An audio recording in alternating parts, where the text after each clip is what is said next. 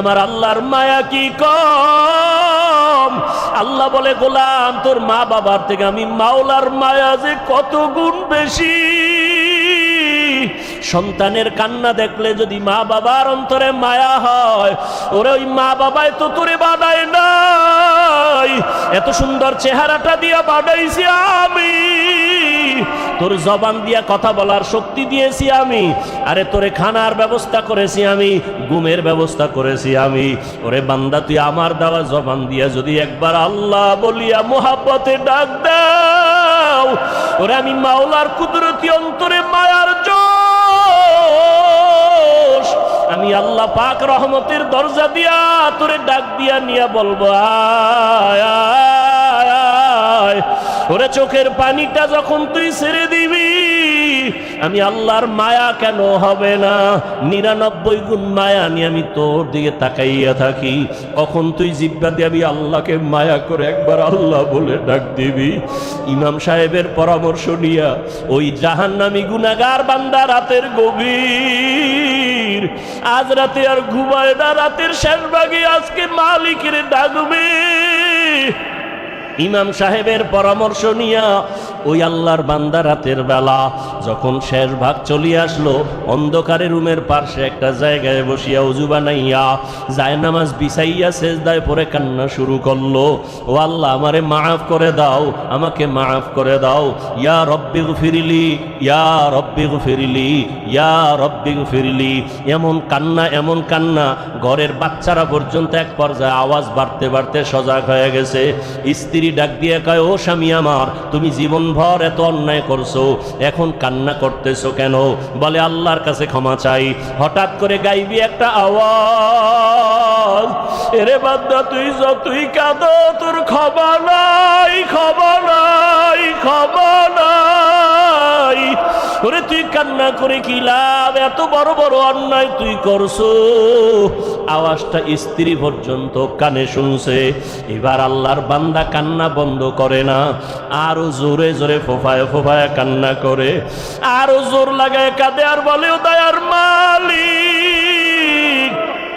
গুনার কারণে ফিরাইয়া দিও না, ওরে আমার মতো গুনাহগার কেউ নাই, শয়তানের ধোকায় পড়ে গুনাহ করলাম, গুনার কারণে আমার হাত না পাক, আমার চোখ না পাক, আমার জিহ্বা না পাক, আমার অন্তর না পাক, আমার মতো জাহান্নামী কেউ নাই।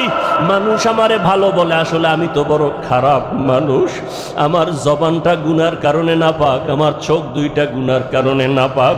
স্ত্রী ডাক দিয়া বলে, তুমি গাইবি আওয়াজ শুনো নাই, তোমার ক্ষমা নাই, তুমি আবার কান্না করো কেন? আল্লাহর বান্দা বলে, বিবি বলো, এই কান্নার দরজা বাদ দিয়ে অন্য কোনো দরওয়াজা আছে নাকি, বলো, সেখানে গিয়া কান্না করব। স্ত্রী বলে, আর কোনো দরওয়াজা নাই। বলে, তাহলে যেহেতু একটাই দরওয়াজা, গফফার নামের দরওয়াজা, রহমান নামের দরওয়াজা, এই দরওয়াজা ছাড়া যেহেতু আর কোনো দরওয়াজা নাই, আমাকে ক্ষমা না করলে আমি কান্না বন্ধ করব না, আমি কান্না করেই যাব। একটা সন্তান কান্না করলে মা বাবায় যদি মায়া করে, একটা ছাত্র কান্না করলে যদি শিক্ষকের মায়া বাড়ে, আমার রহমানের দরজা আমি ছাড়ব না, কান্না করতেই থাকব। আমার পরিণামে যা হবার হবে, তবে কান্না আর আমি বন্ধ করব না। এই বলি আবার কান্না শুরু, আর ডাকেও দয়ার মালিক, তোমার বান্দা তুমি বানাইছো, তোমার ছেলে নাই মেয়ে নাই, আমরাই তোমার আদরের গোলাম, শয়তানের ধোকায় পড়ে গুনাহ করেছি, গুনার দিকে তাকাইয়া ফিরাইয়া দিও না রে আল্লাহ। গুনার কারণে দিলটা পাথর, চোখে পানিও নাই। ও আমার গুনাহগার বাবারা, ও যুবক বাবারা, চোখে কি পানি নাই? গুনার কথা স্মরণ করে আমার মালিকের ডাক দাও, আর আমার মালিকের কাছে ক্ষমা চাও। ওরে আজকে রাত্রে তুমি এখানে আসো, কালকে কোথায় থাকবা জানা নাই। আল্লাহর বান্দা কান্না বন্ধ করে না, কান্না চালু রাখছে। এমন কান্নার এক পর্যায়ে হঠাৎ করে আবার গাইবি আওয়াজ, আল্লাহর পক্ষ থেকে আওয়াজ আসতেছে, ও বান্দার কাঁদিস না, তোর জীবনের গুনাহ মাফ, ওরে তোকে মাফ করে দেওয়া হয়েছে, আর কাঁদিস না। বান্দা আবার কান্না শুরু করলো, বলে এতক্ষণ কান্না করেছি ভয়ে, আযাবের ভয়, এখন কাঁদি আমার মালিকের মুহাব্বত। যত কান্না করব তত মালিকের মায়া বেড়ে যাবে, আমার মাওলা আমার দিকে মায়ার নজরে তাকাইবেন, এই জন্য আমি বেশি বেশি কান্না করতেছি।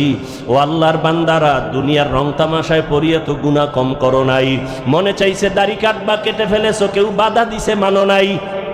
মনে চাইছে নামাজ পড়বা না, কেউ বুঝাইছে নামাজ পড়ো নাই। মনে চাইছে সারা রাত মোবাইলে গুনাহ করবা, কারো বাধা মানো নাই। মনে চাইছে পার্কে ঘুরবা, পার্কে দৌড়াইছো, কারো বাধা মানো নাই। আরে কয়দিন এইভাবে চলবা, আজরাইলের হাতে কি ধরা পড়বা না? ওরে ঘুমের মধ্যেও তো কত মানুষ মরিয়া যায়, পানির তো ভেতরে কত মানুষ ডুবিয়া যায়, গাড়ির নিচে পড়িয়া কত মানুষ মরিয়া যায়। ওরে কয়েকদিন আগে বিমানে আগুন লাগিয়া কত প্রাণ চলিয়া গেল। ও আল্লাহর বান্দা, ঘুমের ঘরে কত অসুস্থ হঠাৎ মানুষ, ভালো মানুষ অসুস্থ হইয়া মরিয়া যায়। এখনো কি গুনাহ ছাড়বা না? তওবা করো, অন্তরটাকে দিয়ে আমার মালিকের ডাক দাও মনে মনে, আর বলো, হে আল্লাহ, এই মজলিসের মধ্যে আমার মতো গুনাহগার বোধহয় কেউ নাই। আমার গুনার খবর আমার মা জানে না, ভাই জানে না, স্ত্রী জানে না, সন্তানেরা জানে না। ও আল্লাহ, কত গুনাহ করেছি, আজকে থেকে তওবা করতেছি, আর গুনাহ করব না। দুনিয়ার সূর্যের গরম সইতে পারি না, বেতের বাড়ি সইতে পারি না, মশার কামড় সহ্য করতে পারি না। গুনাহ নিয়ে কবরে গেলে জাহান্নামের গরম কেমন করে সহ্য করব, হাসরের ময়দানের গরম কেমন করে সহ্য করব, সাপের কামড় কেমন করে সহ্য করব। ও আল্লাহ, তওবা করতেছি, আর নামাজ ছাড়ব না, আর দাড়ি কাটবো না, আর বেপরদায় চলবো না। মা বাবার দোয়া নিয়া, শিক্ষকের দোয়া নিয়া, উলামায়ে আহলে হকের পরামর্শ নিয়া, নবীজির আদর্শ মেনে চলবো। ক্ষমতার পাগল, নামাজে দাঁড়াইয়াও ক্ষমতা, ঘুমের মধ্যে ক্ষমতা, ঘুমের থেকে উঠার পরে ক্ষমতা। যারা যেই জিনিসের পাগল, তারা 24 ঘন্টা সেই জিনিস নিয়ে জিকির করে আর ফিকির করে। যে নারীর পাগল, তার 24 ঘন্টা জিকির আর ফিকির। বলেন না কেন? যারা গাড়ির পাগল, তারা 24 ঘন্টা জিকির আর ফিকির।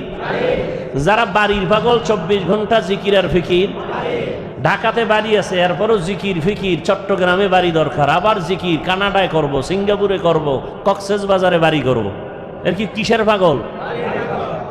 যে নারীর পাগল, তার 24 ঘন্টা ফিকির নারী। যে ক্ষমতার পাগল, তার 24 ঘন্টা ফিকির কি? ক্ষমতা। তাহলে দুনিয়ার সবাই পাগল, কেউ ক্ষমতার পাগল, কেউ নারীর পাগল, কেউ টাকার পাগল। এই সব পাগলের মধ্যে একদল উত্তম পাগল আছে, এরা টাকার পাগল না, বাড়ির পাগল না, গাড়ির পাগল না, ক্ষমতার পাগল না, এরা আল্লাহকে পাওয়ার পাগল। কাকে পাওয়ার? যে ক্ষমতার পাগল, সে কি চায়? ক্ষমতা। যে নারীর পাগল, সে কি চায়? যে টাকার পাগল, সে কি চায়? টাকার পাগল এমন হওয়া হইছে, বাবার পকেট মারে, মায়ের মারে, এক পর্যায়ে টাকার জন্য মাকে মাইর দেয়, বাবারে জবাই করে। কিসের পাগল? ও কি চায়? টাকা চায়। বাপ সামনে বাধা, বাবারে মারো। আমার দরকার টাকা, মা বাধা হইছে, মাকে মেরে ফেলো। আমার দরকার টাকা, দোকানওয়ালাকে মেরে ফেলো। টাকার পাগল। নারীর পাগল যারা, এরা বলে মা ছাড়বো, বাপ ছাড়বো, আমার নারী ছাড়বো না। দুই রশিতে একজনার ফাঁসি। তাহলে যারা দুনিয়ার পাগল, এগো চিন্তা ফিকির দুনিয়া দুনিয়া দুনিয়া। আর যারা আল্লাহর পাগল, এরা কি চায়? এরা হাঁটতে চলতে সবসময় খালি কি ফিকির করে? অন্তরে ফিকির আল্লাহ, জবানে জিকির আল্লাহ, উঠতে বসতে শুধু আল্লাহকেই ডাকে। কাকে ডাকে? ইয়া ইলাহি মুঝসে মুঝকো दूर कर, ताके देखो मुझ में तुझको एक नजर, या इलाही तू मेरा माबूद है, या इलाही तू मेरा माशूक है, या इलाही तू मेरा सत्तार है, या इलाही तू मेरा गफ्फार है। আল্লাহকে পাওয়ার জন্য যেই বান্দা পাগল, যে পাগল হইছে কেন? কইটার মধ্যে মজা পাইছে। মা বাবায় বুঝায়, তুই কোন মাইয়ার জন্য পাগল হইছ? তোরে সুন্দরী রূপসী বড় লোকের মাইয়া এনে দিব, বলে দরকার নেই, আমার ফেতনি বালা, চেহারা ভালো না কামার এটাই ভালো। মা বাবায় যত বুঝায়, সন্তান এই বুঝ মানতে চায় না। বলে আমি যেই মেয়েটার পিছনে পাগল হয়ে গেছি, ওরে আমার দরকার, তোমারে দরকার নাই, বাবারে দরকার নাই, টাকা লাগবে না, ভিক্ষা করে খাবো, আমার চোখের দেখার পাগল নারীটারে আমার লাগবে। তোমরা যতই বলো কালো, তা আমার কাছে এটাই কি ভালো। এখন যত বুঝায় সে বুঝতে চায় না। সবাই বলে সে এখন মেয়ের জন্য পাগল হয়ে গেছে, ওর মাথা ঠিক নাই, ও এখন পাগল ভেসে চলতেছে, এখন ওরে সবাই ছেড়ে দাও, ওর পাগলামি নিয়ে ও আছে, ও ওখানে মজা পাইছে, ওই মজা ছাড়বে না। টাকার পেছনে যারা ঘুরে দৌড়ায়, হাজারবার বুঝানোর পরেও বলে হারাম খাবি না, এরপরও হারামের ভিতরে মজা।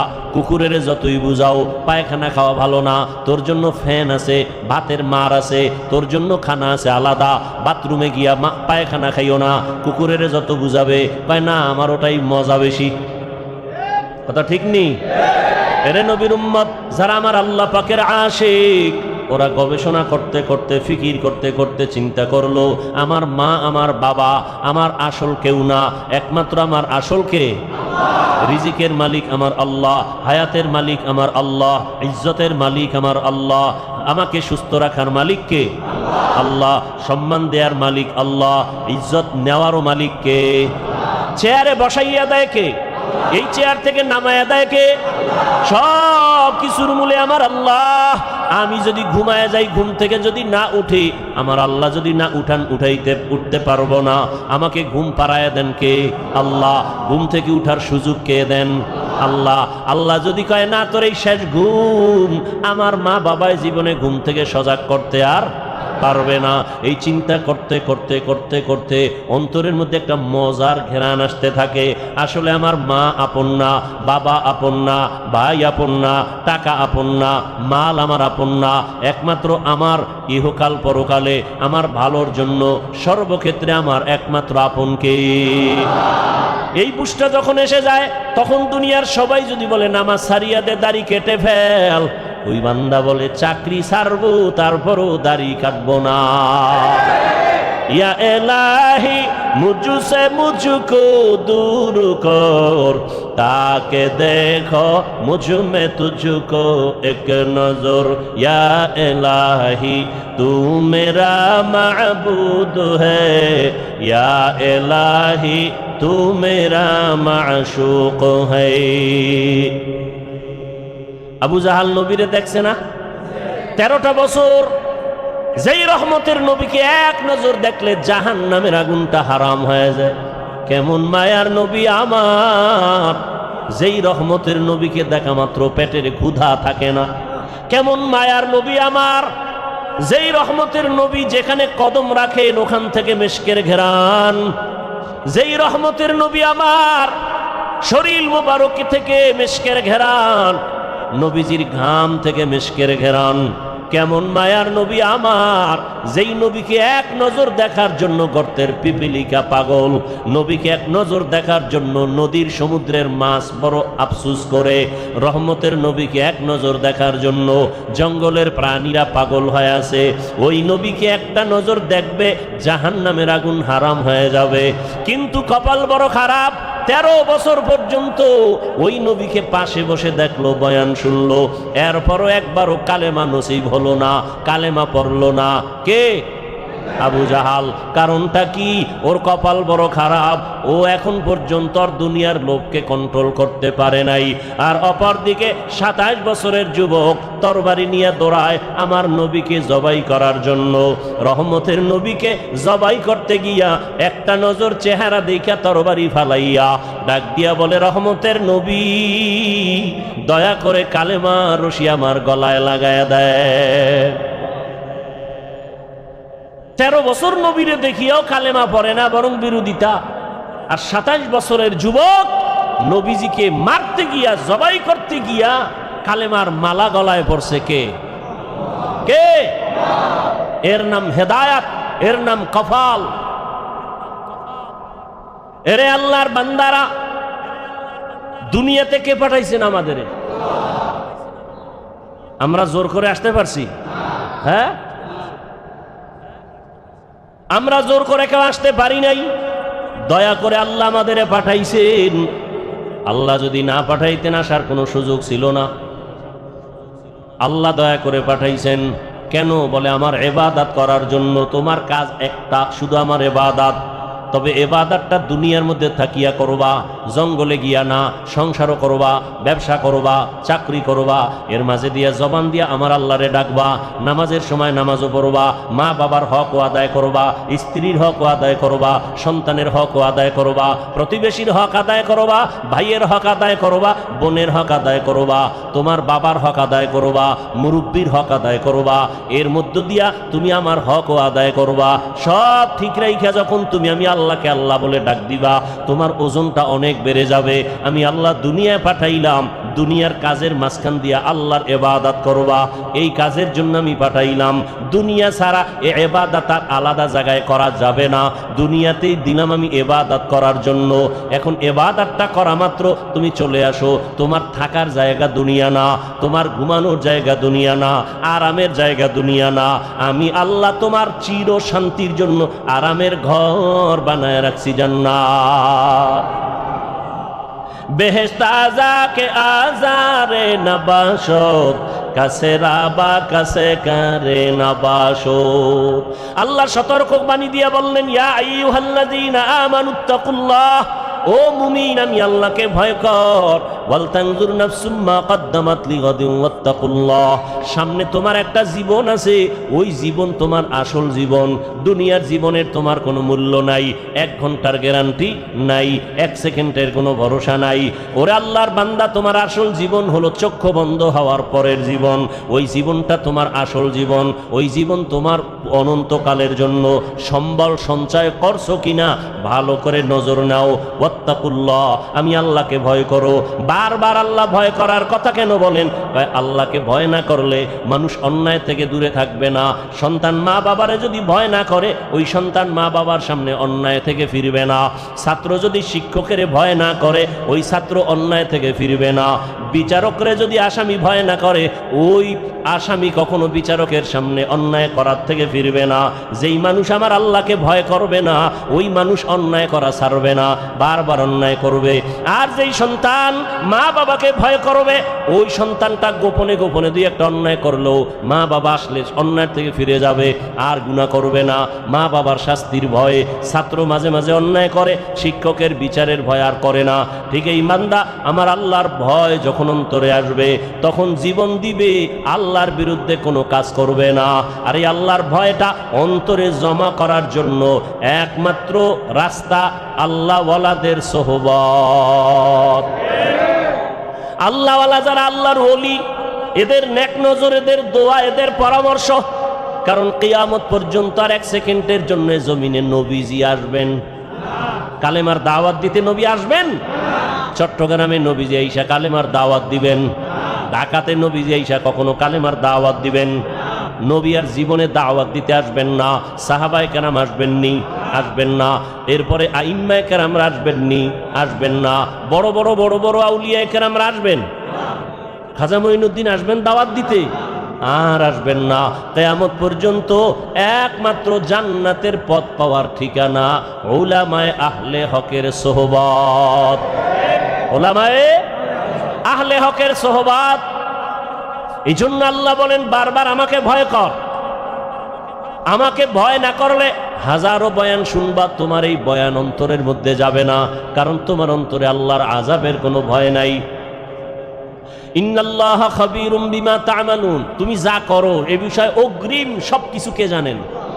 আল্লাহকে ফাঁকি দেওয়া যাবে? ফাঁকি দেওয়া যাবে না। আল্লাহ বলে, বান্দা আমাকে ভয় কর। গুনাহ থেকে দুনিয়ার মহাব্বত সারিয়া আখেরাতের লাইনে তুমি মজবুতি অর্জন করো। আখেরাতের বাজার ঠিক মতো করো। আখেরাতের বাজার হলো ইবাদত। আখেরাতের বাজার কি? ইবাদত মানে কি শুধু নামাজ? হাসি দিবেন ইবাদত, কান্না করবেন ইবাদত, মা বাবার সাথে কথা বলবেন ইবাদত, আপনি বিবাহ শাদী করবেন ইবাদত, চাকরি করবেন ইবাদত, ব্যবসা করবেন ইবাদত, লেখাপড়া করবেন ইবাদত। সব কিছু আল্লাহর মোহাব্বত নিয়ে করবেন, নবীর আদর্শ মেনে করবেন, ইবাদত হয়ে যাবে। বাথরুমে গিয়ে বসে থাকবেন, সেটাও আপনার ইবাদত হিসাবে পরিণত হবে, যদি আল্লাহর মোহাব্বত, রসুলের আদর্শ অনুযায়ী বাথরুম করেন। আল্লাহর মোহাব্বত আর কার আদর্শ? আর কারো আদর্শ মানা যাবে না। সব আদর্শ ভেজাল, নির্ভেজাল আদর্শ মদিনার রসুলের। দুনিয়ার সব আদর্শ না পাক, সব আদর্শ একমাত্র পাক আদর্শ কি? রহমতের নবীর আদর্শই কি পাক। রহমতের নবীর আদর্শ গ্রহণ করার কারণে মক্কার চূড়ান্ত খারাপ মানুষ জান্নাতের অগ্রিম টিকিট হাতে নিয়েছেন, ঠিক না? কয়জন? কয়জন? রসুলের আদর্শের কারণে আল্লাহ জান্নাতের টিকিট তাদের হাতে দিয়েছেন। তারা মরিয়াও অমর, এখনো তাদের নাম যশ খ্যাতি এত সুনাম। সমস্ত সাহাবায়ে কেরামদের নাম শুনিয়া মানুষের দিলের মধ্যে মায়া লাগে। এমন এমন ঘটনা বললে মানুষ চোখের পানি ধরে রাখতে পারে না, কান্না কান্না। তাদের এত সুন্দর আমল, এত সুন্দর এলেম, এত সুন্দর নামাজ, এত সুন্দর তেলাওয়াত, এত সুন্দর তাকওয়া, এত সুন্দর ইখলাস, এরপরেও জান্নাতের টিকিটও হাতে রেডি, এরপরেও কান্না কান্না কান্না, সারাদিন সারা রাত শুধু কান্না। মালিকের দরবারে কেমনে দাঁড়াবো, হ্যাঁ অন্ধকার কবরে কেমনে একা থাকবো। তাদের সম্মান কমছে? কমে নেই। আচ্ছা, আমাদের বর্তমান হালাত, সারা দুনিয়ার অবস্থা বড় খারাপ। এই খারাপের ভিতরে যাদের কাছে রসুলের আদর্শ আছে এদের অবস্থা অনেক সম্মানের, অনেক শান্তির। এদের মতো শান্তিতে সম্মানে আর কেউ নাই। একজন আল্লাহর বান্দা টুপি পরে না, জামা পরে না, পাগড়ি পরে না, দাড়িটা রেখে দিছে। এই ভাই তুমি পাগড়ি পরো না, দাড়িটার উপরে মজবুত কেনা, দাড়ি ছাড়বো না। পাগড়ি মাঝে মাঝে পরলাম না, পরলাম নাই, দাড়ি ছাড়বো না কেন? আমি চিন্তা ভাবনা করে দেখলাম মরার পরে আমার সাথে রসুলের একটা আদর্শ যাবে, সেটা দাড়ি। মরার পরে কোন আদর্শটার সাথে যাবে? দাড়ি।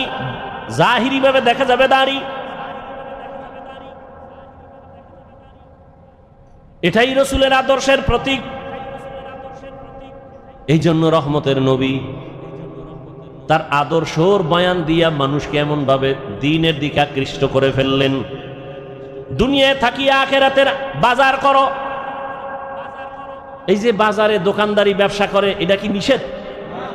বাজারে যাও, বাজারে যাইয়াও দুনিয়ার বাজারে গিয়াও আখিরাতের বাজার করো। কেমনে? যখন তুমি দুনিয়ার বাজারে যাও জরুরত সারার জন্য, রাস্তার ডানে হাঁটো, নজর নিচের দিকে রাখো।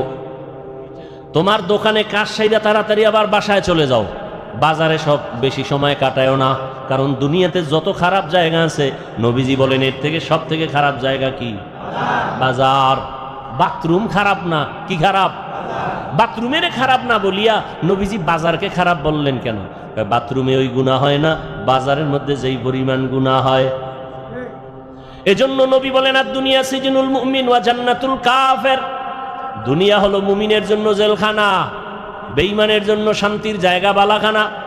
দুনিয়াতে যত শান্তি বেঈমানেরা করবে, পরকালে ওদের শান্তি নাই। আর মুমিনেরা যত কষ্ট দুনিয়ায় করবে, পরকালে ওদের কোনো কষ্ট নাই। তাহলে দুনিয়া মুমিনের জন্য জেলখানা মানে কি? অশান্তি। অতএব শান্তির দোয়া করার কোনো কায়দা নাই। তবে যদি আখিরাতের লাইনে চলে, আল্লাহ দুনিয়াতেও তাকে বোনাস শান্তি দিবেন। বোনাস কি দিবেন? আপনি টুপি মাথায় দেন না কেন? কয় মাথা গরম হয়ে যায়। যেই গরম। আর আমারে যদি আপনি লাখ টাকা দিয়ে বলেন টুপি পরা যাবে না, আপনার গরম আছে, আমার গরম নাই কি? আসলে আল্লাহর প্রতি মহব্বতের পার্সেন্ট আপনার কম। একজন আল্লাহর বান্দা বলে আমি ফরজ আমল তো করবই, নফল আমি ছাড়ব না। আর একজনে বলে নফল লাগে না, নফল। আর একজনে কয় ফরজ পর্ব তো পর্বই, নফলও ছাড়ব না।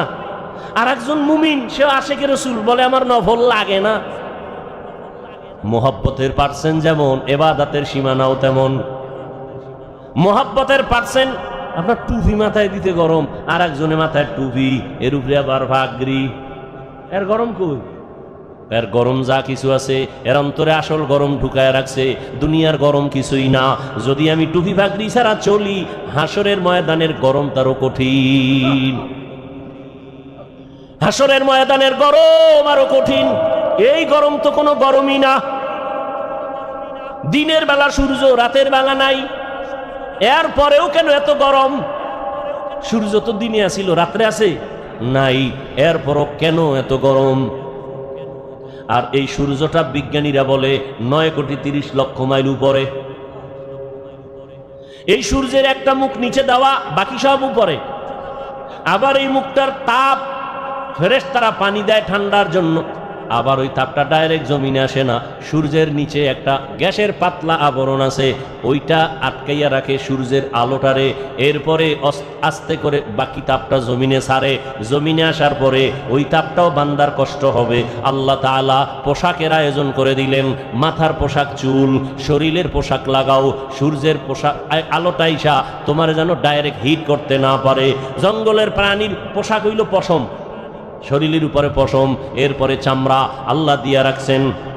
আবার এই পোশাকের মধ্যে রহমতের নবী সবুজটাও ব্যবহার করেছেন, কালো রং ব্যবহার করেছেন, সাদাটা বেশি ব্যবহার করেছেন। কেন? 1,500 বছর পরে বিজ্ঞানীরা গবেষণা করে বের করলো রহমতের নবী সবুজ কালারটাও ব্যবহার করেছেন, কালোটাও ব্যবহার করেছেন, সাদাটা বেশি ব্যবহার করলেন কেন? বিজ্ঞানীরা এটা গবেষণা করে বের করলো সাদা কালারটা শীতের মধ্যেও শরীরের সাথে অ্যাডজাস্ট হয় এবং গরমের মধ্যেও অ্যাডজাস্ট হয়, অন্য কালার হয় না। প্রচন্ড ঠান্ডা সাদা কালার কন্ট্রোল করে শরীরের সাথে ম্যাচিং করে দেয়, প্রচন্ড গরম সাদা কাপড় সাদা কালারে কনভার্ট করে শরীরের সাথে অ্যাডজাস্ট করে দেয়, শরীরের উপরে বেশি কোনো যেন আঘাত না করে। আরব দেশে যান, সৌদি আরবে আমি গেলাম, ওখানে দেখলাম আরে আমরা পাতলা জামা পরি, আর এরা মোটা মোটা সাদা জামা পরি, অনেক মোটা কাপড়ের জামা। গবেষণা তো ঠিকই, সাদা কাপড়ে প্রচন্ড গরমকে এই সাদা কালারটায় কন্ট্রোল করে ফেলে। ভাইরা আমার, সারা দুনিয়ার মানুষকে আল্লাহ পাঠাইছেন দুনিয়ার জায়গায় ইবাদত করার জন্য। তোমার কাজ ইবাদত, এবার তুমি খাবা কি সেই বিষয়ে চিন্তা কার? আল্লাহ কয় কি খাবি ওই চিন্তা পরে করো কেন? তোরে পাঠাবার আগেই তো এটা কমপ্লিট করে রাখছে, তুই এই চিন্তা করো কেন? এটা যদি করতি নাই না আগেই তো করে দিস। তুই দুনিয়াতে বাঁচবি কত ঘন্টা, কত লোকমা খানা তোর মুখে যাবে সব বরাদ্দ, কত ডোক পানি তুই পান করবি সব লেখা, কত ঘন্টা তুমি ঘুমাইবা তাও সিলেক্ট করে রাখছেন আমার আল্লাহ, সব তোমার রিজার্ভে আছে। তুমি একবেলা খাও নাই, ওটা তোমার জন্য রিজার্ভে নাই, তোমার একবেলা খানা হবে না, সব আল্লাহ রেডি করে দুনিয়ায় পাঠাইছেন। দুনিয়ার তোমার আলোর দরকার, আগে সূর্য বানাইছেন, তোমার চলার জায়গা দরকার, জমিন বানাইছেন, পানির দরকার, সমুদ্রের পানি, ওদিকে বৃষ্টির পানি, সব ব্যবস্থা করে দিয়ে আল্লাহ বলেন তোমার একটাই কাজ আমার ইবাদত। দুনিয়ার সব মানুষ 24 ঘন্টা ইবাদত করে। 24 ঘন্টা কি করে? আল্লাহ সূর্য ডারে চাঁদকে ক্যালেন্ডার বানায় দিছেন, 24 ঘন্টা দুনিয়ার মানুষ নামাজে আছে। আমরা এখন পড়ি নামাজ, এর 5 মিনিট, এর আধা ঘন্টা পরে আর এক দেশে নামাজ শুরু, এর 1 ঘন্টা পরে আর এক জায়গায় নামাজ শুরু, আবার 3 ঘন্টা পরে সৌদি আরবে শুরু। হ্যাঁ, এইভাবে টোটাল দুনিয়াটাকে আল্লাহ পাক ক্যালেন্ডারের সাথে সূর্য চাঁদের সাথে মিলাই দিয়েছেন। অর্থাৎ আল্লাহর ইবাদত এক টাইমে করবে না, দুনিয়াতে 24টা ঘন্টাই বান্দা আমার ইবাদত করবে, 1 সেকেন্ড যেন ইবাদত থেকে খালি না থাকে। আমরা রাত্রে ঘুমাইছি, নামাজ পড়ি না, রেস্টে আছি, ইবাদত থেকে একটু জাহিরি ভাবে ইবাদত থেকে আমরা একটু রেস্টে আছি, চুপচাপ। আল্লাহ কয় দুনিয়ার অন্য জায়গায় তো তোমার মতো বান্দা বান্দিরা ইবাদত করতেছে, সেখানে সূর্য আছে, রাত না। এখন তুমি যদি বলো ওই আরব দেশের যখন নামাজ পড়ে আমি তখন পড়ব, এই চিন্তা যদি লেবানন করে, লন্ডন করে, আমেরিকা করে, তাহলে ইবাদত এক টাইম হবে আর এক টাইম হবে না। আল্লাহ কয় না না, আমি পাঠাইছি ইবাদতের জন্য, 24 ঘন্টার সেকেন্ডে সেকেন্ডেই সারা দুনিয়ার মানুষ ইবাদত করবে। এজন্য রাত আমি ঘুরায় ঘুরায় দিছি, দিন আমি ঘুরায় ঘুরায় রাখছি, সূর্যটা ঘুরে ঘুরে আলো দেয়, ঘুরে ঘুরে আলো দেয়। এখানে রাত, ওখানে দিন, ওখানে দিন, এখানে রাত, ঠিক নেই? আল্লাহ নিজাম করে দিলেন, সিস্টেম করে দিলেন, তার বান্দারা সব সময় ইবাদতের মধ্যে থাকবে। ওই আল্লাহর ইবাদতের জন্য বান্দা, তোমাকে বড় পীর, মাওলানা, মুফতি, মুহাদ্দিস, এমএ পাস, বিএ পাস করা লাগবে না, তোমার অন্তর পরিশুদ্ধ করা লাগবে, অন্তর গুনাহমুক্ত করতে হবে। আর অন্তরকে যদি গুনাহমুক্ত করতে চাও, এই জমিনের মধ্যে একা একা সম্ভব না, অন্যের মাধ্যমে তোমার অন্তর পরিশুদ্ধ করো। অন্যের মাধ্যম অন্য কারা? একমাত্র নবীজির আদরের বন্ধু উলামায়ে আহলে হক। সমস্ত উলামায়ে আহলে হক ওয়ারাসাতুল আম্বিয়া, আম্বিয়ায়ে কেরামের ওয়ারিস। আলেম ওলামা ছাড়া আমার রসুলের আর কোনো আপন বন্ধু কেউ নাই। অতএব এদের কথা শুনে আমল করো। নবী বলেন এদের কথা শুনে যদি চলো, আমি রসুল তোমার উপরে খুশি। আল্লাহ কয় রসুল যার উপরে খুশি আমি আল্লাহ তার উপরে খুশি, আর আমি আল্লাহ যার উপরে খুশি সে বিনা হিসাবে জান্নাতি। আতিনা ফি দারে দুনিয়া না হাসান, আতিনা ফি দারে উকবা না হাসান, ইয়া গিয়াসাল মুস্তাগীসিন ইহদিনা লাফতিখারা বিল উলুমে ওয়াল গিনা। আল্লাহর ইবাদতের জন্য নিজেকে আত্মসমর্পণ করে দাও। আমি যে যত কাজ করব সব আমার আল্লাহর রাজি খুশি অনুযায়ী হতে হবে। ইন্না সালাতি ওয়া নুসুকি ওয়া মাহইয়ায়া ওয়া মামাতি লিল্লাহি রাব্বিল আলামিন। ইব্রাহিম নবী দোয়া করলেন, আমার নামাজ, আমার কুরবানি, আমার বেঁচে থাকা, আমার মরে যাওয়া কার জন্য? আল্লাহর জন্য আমি বেঁচে আছি। আল্লাহর জন্য বেঁচে আছি মানে যতক্ষণ বেঁচে আছি আমি আল্লাহর হুকুম অনুযায়ী চলব। আমার ব্যবসা বাণিজ্য সব কিছু আমার আল্লাহর জন্য। আমার নামাজ, আমার রোজা, আমার তেলাওয়াত, আমার জিকির, আমার সব ব্যবসা বাণিজ্য কার জন্য? আল্লাহর জন্য। যারা ব্যবসা করবে ওই ব্যবসায়ী বান্দা কোনোদিন কাস্টমারের সাথে মিথ্যা কথা বলবে না। আল্লাহর জন্য যারা ব্যবসা করবে কোনোদিন কাস্টমারকে মাপে কম দিবে না। 2 নাম্বার মালের 1 নাম্বার বলবে না। কোনোদিন কোনো আল্লাহর বান্দা বান্দির সাথে ধোঁকাবাজি করবে না। আর এমন ব্যবসায়ীকে রসুল বলেছেন আমি রসুলের সাথে তুমি জান্নাতে থাকবা। তাহলে আল্লাহ পাক বুঝাইলেন দুনিয়ার মধ্যে থাকিয়া আখেরাতের বাজার করো। আখেরাতের বাজার যদি করতে চাও দুনিয়ার রং তামাশায় তোমাকে গ্রাস করে ফেলতে পারে, তবে আমার ভয় অন্তরে জমা রাখো। আমার ভয়টা যদি অন্তরে জমা রাখো দুনিয়ায় তোমাকে আকৃষ্ট করতে পারবে না। তবে একা একা পারবা না। যাদের মধ্যে আল্লাহর ভয় আছে তাদের সাথে সম্পর্ক লাগায় দাও। আল্লাহর ওলি জমিনে আছে যারা নামাজ ছাড়া 1 সেকেন্ড সময় কাটায় না। নামাজের সময় নামাজ, বাকি টাইম জিকির তেলাওয়াত। এই মানুষগুলোর চেহারা দিয়ে যতক্ষণ তাকাইবা তোমার অন্তরে শুধু আল্লাহর কথাই মনে পড়বে, দুনিয়ার কোনো চিন্তা তোমার অন্তরে থাকবে না। এমন আল্লাহওয়ালাদের নজর লাগাও, তোমার অন্তরটা ধোলাই হয়ে যাবে। আল্লাহওয়ালাদের নজর যখন তোমার ভেতরে আসবে, আল্লাহওয়ালাদের দোয়াও চলতে থাকবে। এক পর্যায়ে দেখবা এখন তোমার নামাজ ভালো লাগে না, তখন তোমার আজান হলে আর ব্যবসা ভালো লাগবে না। এখন তো আজান হয়ে গেছে, দোকানওয়ালা ভাই চলেন নামাজে, একটু পরে যাই, কাস্টমার বিদায় দিয়ে নেই। এখন বিদায় দিতে দিতে জামাত শেষ, এরকম হয় না? কিন্তু আল্লাহওয়ালাদের সাথে যাদের গভীর সম্পর্ক এদের অবস্থা দিন দিন শুধু পরিবর্তন হয়। এক পর্যায়ে দেখা যায় একটা সুন্দর করে সাইনবোর্ড বানায় লেখছে নামাজের বিরতি, দোকান বন্ধ। এক সময় কাস্টমারের ঝামেলায় জামাতে যায় না, আর এখন আলাদা সাইনবোর্ড বানাইছে নামাজের বিরতি, দোকান বন্ধ। এটা আল্লাহওয়ালাদের সোহবতের মাধ্যমে সম্ভব, একা একা সম্ভব না। এজন্য আল্লাহওয়ালাদের সোহবত। আল্লাহওয়ালা কারা? বাংলাদেশে তো আল্লাহওয়ালাদের অভাব নাই। তবে সহজ কথা, যার কথা শুনলে, যার কাছে বসলে গুনাহ সারা সহজ হয়, নেক আমল করা সহজ হয়, এমন আল্লাহওয়ালা আসল আল্লাহওয়ালা।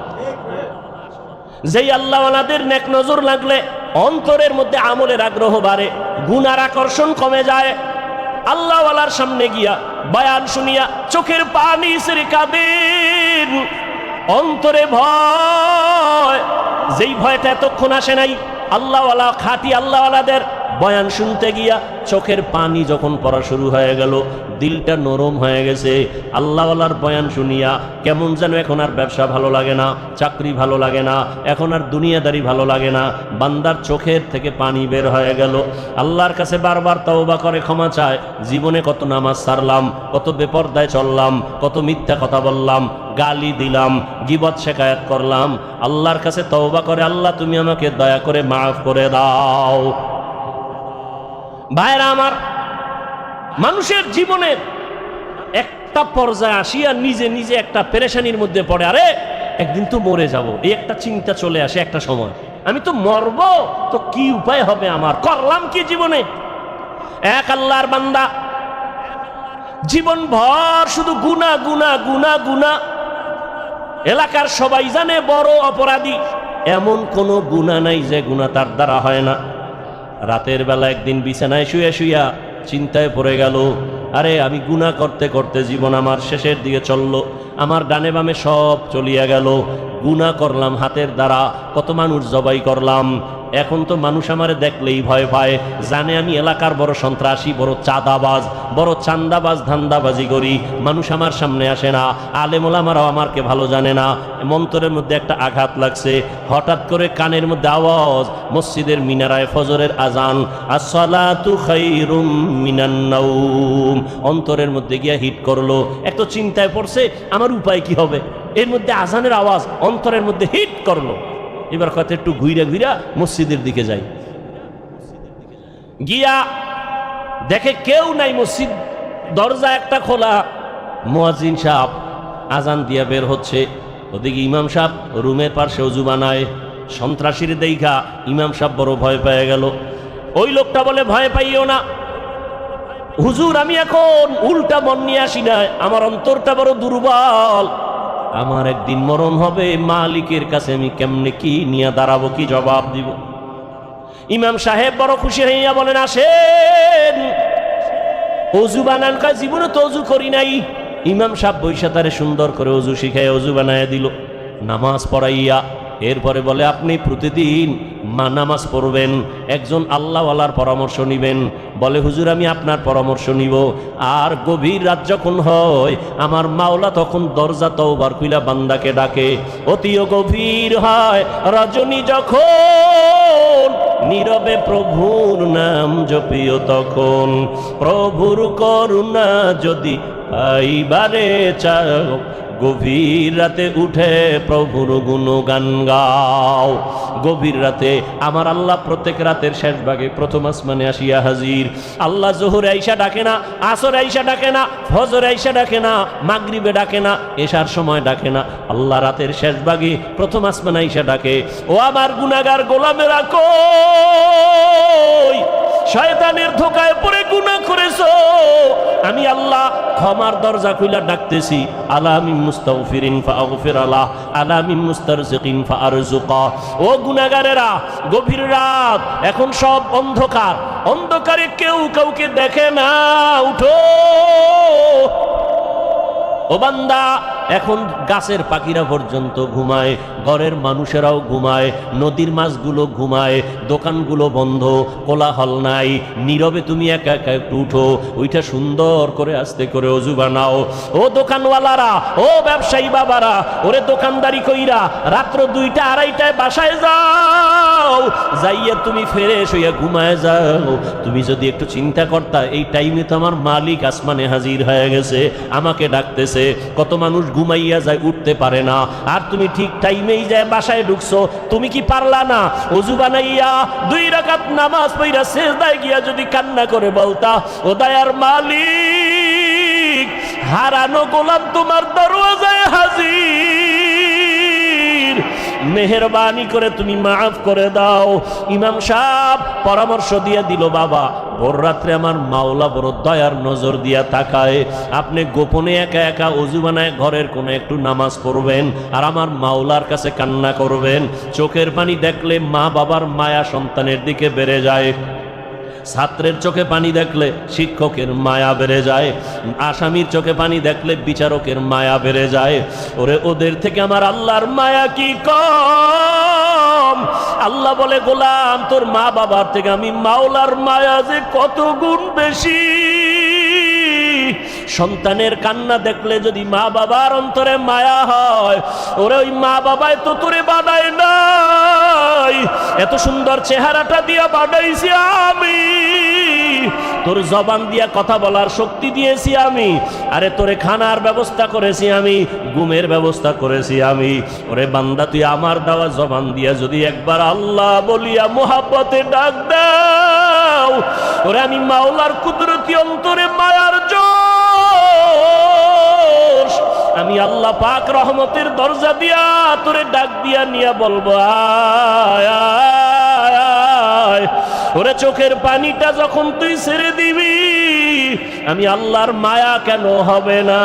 99 গুণ মায়া নিয়ে আমি তোর দিকে তাকাইয়া থাকি। কখন তুই জিব্বা দিয়ে আমি আল্লাহকে মায়া করে একবার আল্লাহ বলে ডাক দিবি।